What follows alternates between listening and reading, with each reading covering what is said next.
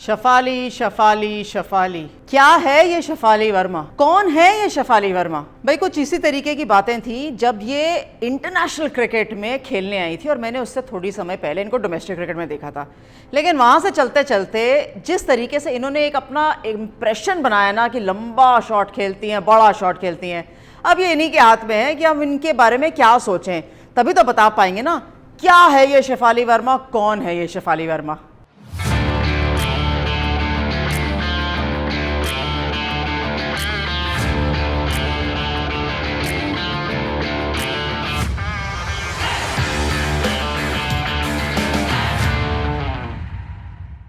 स्वागत है आपका डिफरेंट स्ट्रोक्स के अंदर। और जो मुकाबला दिल्ली और गुजरात जायंट्स के बीच में होने वाला था, चलने वाला था, चल रहा था, वो एक तरफा क्या हुआ, मैं समझती हूँ कि गुजरात जायंट्स तो मुकाबले में कहीं था ही नहीं। वो होते ना कि दो लोग चाहिए होते रेस में भागने के लिए, या तीन लोग चाहिए होते, तभी तो आप कह सकते हैं कि 1 2 3 कौन आया।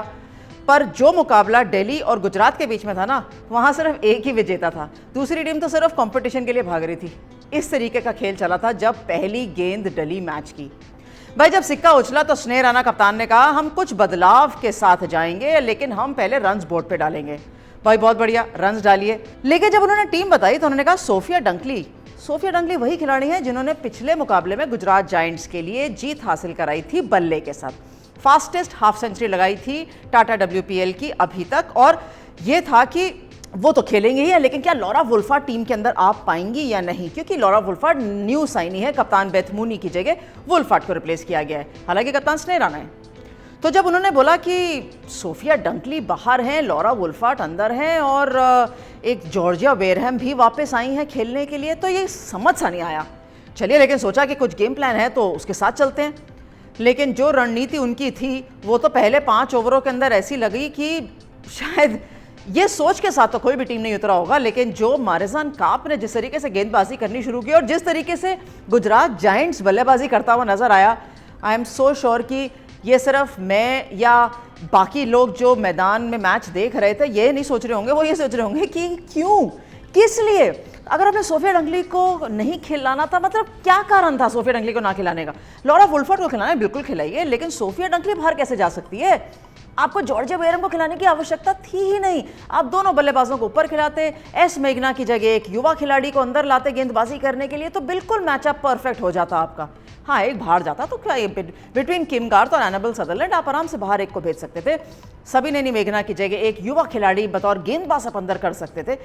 आई एम श्योर गुजरात के पास इतना तो प्लेयर्स हैं कि वो पूरा फिल कर सकते हैं, अपने 11 खिला सकते हैं, पर ऐसा कुछ नहीं हुआ। भाई दिल्ली ने क्या कहा कि अगर आपने विकेटें देनी है तो ऐसा करिए, मारिजान काप को 5 दे दीजिए ताकि वो तारा नॉरिस से भी आगे चली जाए, किम गार्थ से आगे चली जाए। और क्या शानदार गेंदबाजी करी। भाई यहाँ तारीफ करनी चाहिए मारिजान काप की, क्योंकि इतनी बढ़िया गेंदबाजी करी। अभी तक वो ऐसी बातें करती हुई आ रही थी कि मैं अच्छी गेंदबाजी नहीं कर रही, लेकिन जिस तरीके से उन्होंने गेंदबाजी करी, 5 विकेटें 15 रन देके सबसे ऊपर आ गई हैं WPL के अंदर, 5 विकेटें लेके एनालिसिस अच्छे रखने वाली तारा नॉरिस और किम गार्थ को पीछे छोड़ के।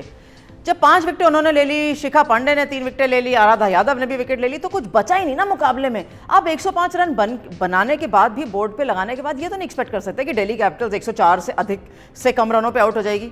सोच तो अच्छी है, क्रिकेट कुछ भी करा सकता है, लेकिन फिर भी मैग लैनिंग और शफाली वर्मा जब चेस करने के लिए आए तो ऐसा लगा कि शायद उनको हवाई जहाज पकड़ना है, वो किसी और कंट्री जाना चाहते हैं, किसी और सिटी जाना चाहते हैं, क्योंकि इतनी जल्दी में नजर आए। आपने कहाँ देखा है कि 107 रन 8वें ओवर के अंदर चेज होते हुए और 15 रनों के रन रेट से आंकड़ा चेज होता, वो कब देखा है आपने? मुझे तो याद नहीं। मेरे को तो अच्छे मैचेस याद कर लिए मैंने, मुझे तो याद नहीं आ रहा। इस तरीके की डोमिनेशन थी शफाली वर्मा और मेग लैनिंग की कि कहें तो मेग लैनिंग दूसरे एंड पे खड़े होकर मजा ले रही थी कि शफाली वर्मा के एक छक्का इस तरफ, एक छक्का दूसरी तरफ, चौका इधर, 5वां उधर, क्या चल रहा है, कैसे चल रहा है, अलग ही चल रहा था बिल्कुल।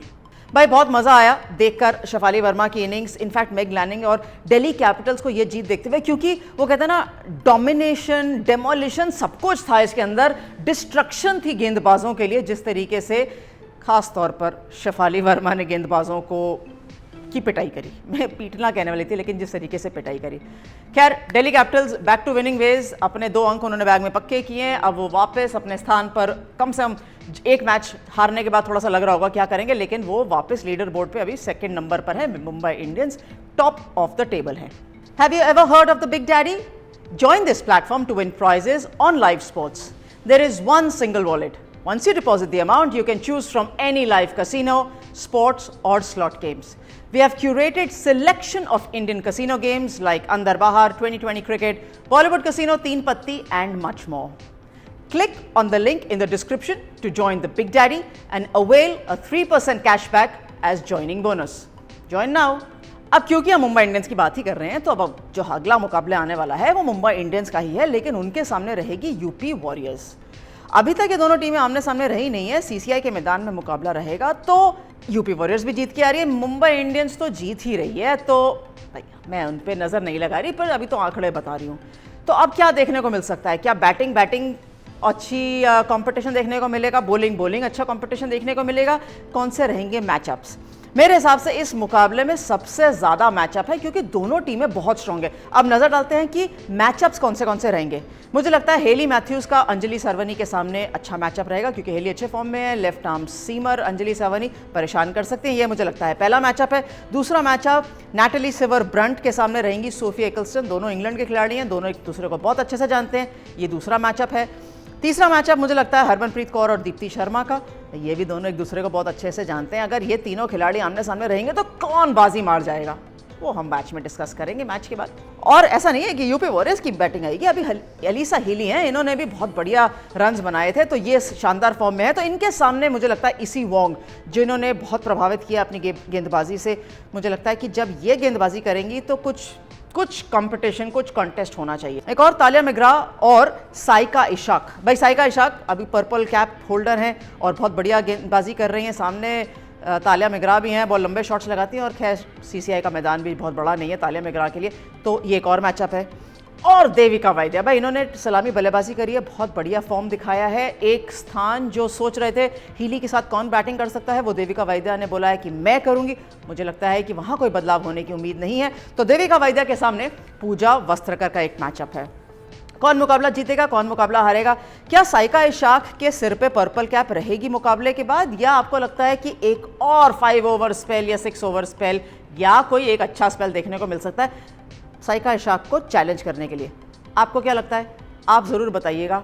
और एक और चीज़ बताइए, कौन मैच जीत सकता? आपका होमवर्क है, डिफरेंट स्ट्रोक्स पे आप अपने व्यूज़ दीजिए ताकि हम आपके व्यूज़ पढ़ें, और आप हमें सब्सक्राइब करिए ताकि हम आपको जल्दी बताएं जब हम अपने व्यूज़ लेके दोबारा आपके सामने आएंगे।